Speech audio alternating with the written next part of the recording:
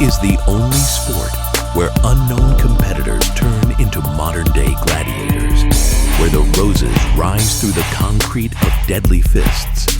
Fighters not only become champions, they also become icons.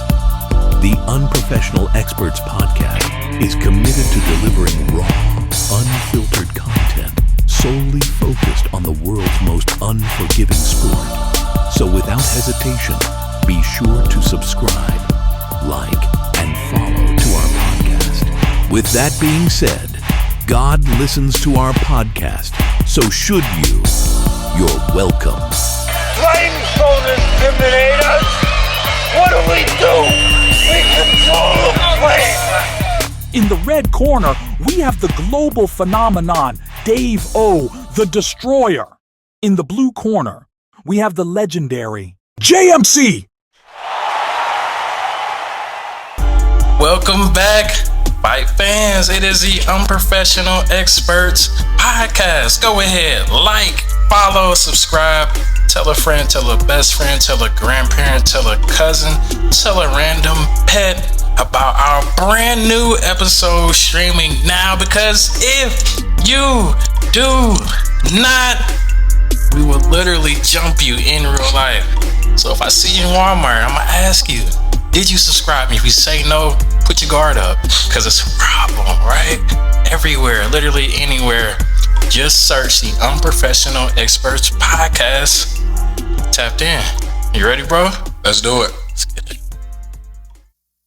All right, let's get into it. So for our first topic, we want to talk about and just kind of briefly go over Shakur Stevenson, man, and his last fight versus Zepeda, man. What are we thinking about that one? He wanted to win that fight really bad, so... He almost knocked you out. No, he did not. Girl, is you crazy? But, Shakur did what he was supposed to do. I don't know that anybody has Zepeda winning. Supposedly, Shakur stood in the pocket a little bit more. Who cares? He wasn't fighting anybody that we needed him to fight. Not a legacy fight against William Zepeda. Literally just an active fighter, not even a champion. On to the next. That's tough, man. That's a pretty tough take on that. So, I mean, but what is next for Shakur Stevenson? The best. He's online talking to any and everybody. He just called out Teofimo. He's always calling out Gervonta. Him and Lamont Roach have no respectful beef going on. Any of them. Anybody that's somebody, that's who Shakur needs to fight next. I did see a report that said that Shakur Stevenson and Lamont Roach will be willing to fight Shakur Stevenson if the Gervonta Davis fight doesn't go through. So I think that will be an exciting fight. So Gervonta put the pause on his baby mama again, back in the bank, right? So the fight is in jeopardy. Gervonta, relax. Hey, relax. Tone it down, big fella. Hey, I don't like that you're doing that. You know, I got a couple daughters. Bro, keep your hands off the ladies, bro. When she getting under your skin, just walk away. You're literally a knockout artist, right? Walk away, bro. With that being said, I hope that doesn't ruin Lamont's chance, you know, to let everybody know it wasn't a fluke.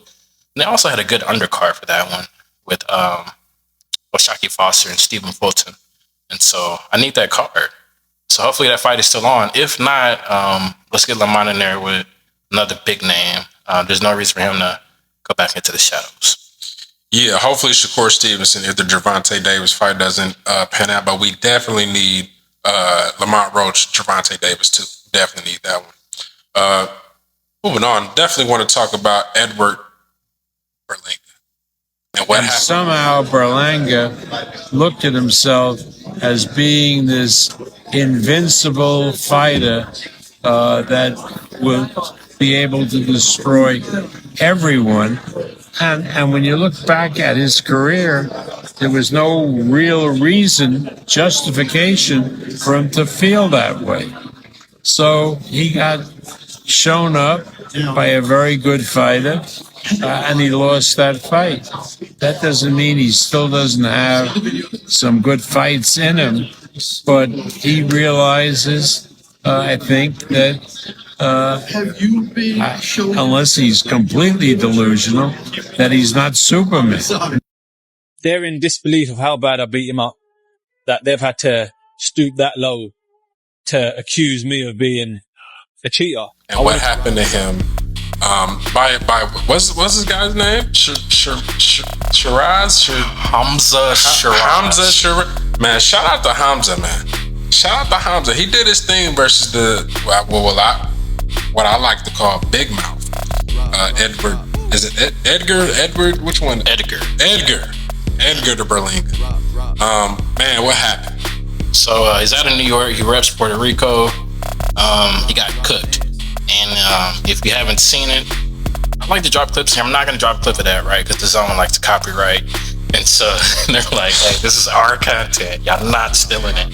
So go YouTube it. Get on the zone. I actually rewatched it earlier today just to confirm how badly Berlanga got cooked. And Hamza stood, 10 toes down. Berlanga did not. His fiance, his wife, the mother of his children is in the background crying as he's, literally falling over. Now, I will admit, you do hate to see that. You hate to see that. That's not a good. That's not a good look. You did call him Big Mouth. You did call him Big Mouth. And so that's why I'm saying what I'm saying now. I mean, you really do hate to see that. You hate to see the family in the stands crying. I mean, when you talk the game that you talk, and you bring your wife, like, hey, let's not put her on camera if I get cooked. Like, there needs to be a conversation. There needs to be a conversation had for sure. Because Berlanga had his career started off with all knockouts, like 15, 16, 17 knockouts. And he's thinking he can go toe-to-toe with everybody, right? Because he went the distance with Canelo. And so my biggest takeaway from that matchup, Canelo's resume is aging like milk. Because Munguia went the distance and went and got cooked in his next fight. Mm-hmm. Berlanga went the distance, fought a guy fresh out of prison, fights Shiraz, gets absolutely cooked. Canelo's resume is looking worse and worse every time one of these guys take on another matchup, and it just makes it look better for Bud. I'm gonna say that. It does, man. It does, and I've said it here, and I'll say it again. I got Crawford winning. I do. I got Crawford winning that fight. I don't necessarily believe that he will knock out Canelo Alvarez, but it can happen. Crawford is different, man. He recently announced he's got another kid on the way, not by his long-time BM. I hate that for him, right? He's being messy, but which has nothing to do with boxing. Nothing at all. I just thought that I should mention. I feel for her. Like, man, Bud's on top of the world. Boom, new BM. Hey, man, tighten up, Bud. Tighten up, man. You make it. Black men don't cheat, bro. Like, tighten up, bro. I don't like that you did that. But back to Berlanga and the way he got cooked. Shiraz looked amazing. Like, man, he looked really good, and I'm excited to see what he does in his next outing. I think I'm gonna follow him going forward, man, because he looked really good versus Edgar Berlanga. Because he didn't look too great against Adames, right? On the card of the century, it was a draw, which I actually thought Shiraz lost. And that was the fight for at the 160 belt. Then he moves up to 168 and he fights Berlanga. I'm like, okay. I always thought Berlanga talked too much. I always thought his bravado was bigger than his bang. Like he literally was fighting trash cans for too long. Like they were hyping up his first round knockout streak, and it was because he was fighting guys off the corner. And that hurts you the longer that you do that. And he's all on ESPN. Oh, this is the 15th fight in a row. Like, no, for no reason should you be fighting 15 bums in a row. That's not good for your career. And I think this is why. Because you get a false confidence about yourself. And you get in front of a guy that is willing to put in work the same way that you are. And boom, you're eating dirt. And, with your wife crying. So Berlanga will bounce back. He's been very quiet, since that knockout loss. And like you said, looking forward to what happens with Shiraz. Definitely. He's on my radar going forward. And yeah, man, Edgar Berlanga, hopefully he bounces back, and hopefully he's a little bit more humble going forward. And next fight we kind of want to talk about and go over, man, Alexander Usyk. We prepare combination. The punch name Ivan. Yeah, left. Oh, you know already. Left hook. Yes, hook is like this hook, and back Ivan. Yeah, it's Ukrainian name. Yeah, Ivan is like a big guy who living in a village and work in farm. He was a big guy, like a Cossack. And what is your name? My name is Ivan. Yeah, it's a hard punch. Yeah, It's different. And he just fought Daniel Dubois. What we thinking about that fight? Man, I was rooting for Dubois. Just because I feel like he should have won the first fight. But rematches are where you can make adjustments. And who better to make adjustments than Usyk? One of the, if not the best fighter of this generation, arguably. But one thing I didn't like about Camp Dubois is he had a party, 70 people party or something like that, a couple hours before the fight. That's a lack of focus. I am not hosting a party before my undisputed heavyweight championship matchup. I gotta be locked in, gotta be focused. And even though Dubois is strong, he can rely on that power. We're talking about Alexander Usyk. And so Usyk cooks him, right? And I don't know who beats Usyk. Man, I have no idea because the way that Usyk fights is just he's very difficult to deal with. I mean, he's in and out. He's changed his levels. His footwork, especially for a heavyweight, is very good. He throws combinations very well. The straight left, man. Shout out to I think Daniel Dubois. He's got a chin. He's got a chin because his head was getting snapped back seemingly on every straight left that Alexander Usyk threw.